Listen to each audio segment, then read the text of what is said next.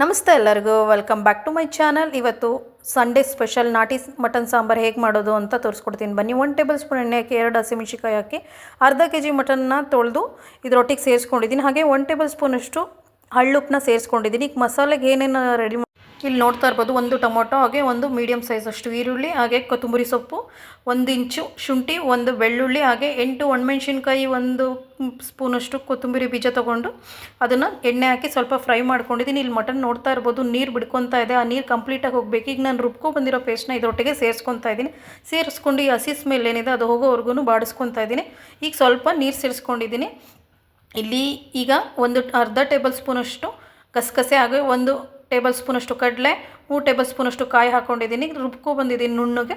ಈಗ ಅದಕ್ಕೆ ನೀರನ್ನ ಹಾಕಿ ಫಿಲ್ಟರ್ ಮಾಡಿ ಹಾಕ್ತಾಯಿದ್ದೀನಿ. ಈ ಥರ ಮಾಡಿ ಹಾಕೋದ್ರಿಂದ ತೆಳು ಬರುತ್ತೆ, ರುಚಿ ಅಂತೂ ತುಂಬಾ ಟೇಸ್ಟಿಯಾಗಿ ಬರುತ್ತೆ. ಸೊ ಈ ಪ್ರೊಸೀಜರ್ನ ನಾವು ಫಾಲೋ ಮಾಡ್ತೀವಿ. ಇದು ನಮ್ಮಮ್ಮ ಹೇಳ್ಕೊಟ್ಟಿರೋ ರೆಸಿಪಿ ತುಂಬಾ ಚೆನ್ನಾಗಿರುತ್ತೆ. ಈ ಥರ ಮಾಡೋದ್ರಿಂದ ನಮಗೆ ಎಷ್ಟು ಕ್ವಾಂಟಿಟಿ ಬೇಕಾದರೂ ನೀರನ್ನ ಸೇರಿಸ್ಕೊಬೋದು ಇದರೊಟ್ಟಿಗೆ. ಈ ಥರ ಫಿಲ್ಟ್ರ್ ಮಾಡಿ ಹಾಕೊಳ್ಳೋದ್ರಿಂದ ಮಟನ್ ಸಾಂಬಾರು ನೆಕ್ಸ್ಟ್ ಲೆವೆಲಲ್ಲಿರುತ್ತೆ. ಈ ಗೌಡ್ರ ಊಟದಲ್ಲಿ, ಬೀಗ್ರೂಟದಲ್ಲಿ ಮಾಡೋ ಲೆವೆಲ್ಲಿಗೆ ಸಾಂಬಾರು ರುಚಿ ಕೊಡುತ್ತೆ. ನೀವು ಒಂದು ಸಲ ಮಸ್ಟ್ ಟ್ರೈ ಮಾಡಿ ಅಂತ ಇದ್ದೀನಿ. ಈಗ ಅರ್ಧ ಟೇಬಲ್ ಸ್ಪೂನಷ್ಟು ಉಪ್ಪನ್ನ ಸೇರಿಸ್ಕೊಂಡು ಇದಕ್ಕೆ 3 ವಿಷಲ್ ತೊಗೊಂಡ್ರೆ ಸಾಕು, ತುಂಬ ಚೆನ್ನಾಗಿ ಆಗುತ್ತೆ. ಈಗ ನಾನು ವಿಷಲ್ ಹೊಡಿಯೋಕೆ ಇಟ್ಟಿದ್ದೀನಿ. ಹಾಗೆ ಇದಕ್ಕೆ ಮುದ್ದೆನ ಮಾಡ್ಕೊತಾ ಇದ್ದೀನಿ. ಸಂಡೇ ಸ್ಪೆಷಲ್ ಇವತ್ತು.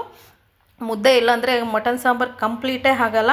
ನೋಡ್ತಾ ಇರ್ಬೋದು, ಇವತ್ತಿನ ರೆಸಿಪಿನ ಮಸ್ಟ್ ಟ್ರೈ ಮಾಡಿ, ತುಂಬಾ ರುಚಿಯಾಗಿರುತ್ತೆ. ಗೌಡ್ರ ಬಾಡೂಟನ ಯಾರು ಮಿಸ್ ಮಾಡ್ಕೊತೀರಾ ಅವರೆಲ್ಲ ಈ ಥರ ಸಾಂಬಾರನ್ನ ಮನೇಲೇ ಟ್ರೈ ಮಾಡ್ಬೋದು ಅಂತ ಹೇಳ್ತೀನಿ. ಈ ರೆಸಿಪಿ ಇಷ್ಟ ಆಗಿದರೆ ನನ್ನ ಚಾನಲ್ನ ಶೇರ್ ಮಾಡೋದನ್ನ ಮರಿಬೇಡಿ. ಹಾಗೆ ಸಬ್ಸ್ಕ್ರೈಬ್ ಮಾಡಿ, ಸೇವ್ ಮಾಡ್ಕೊಳ್ಳಿ.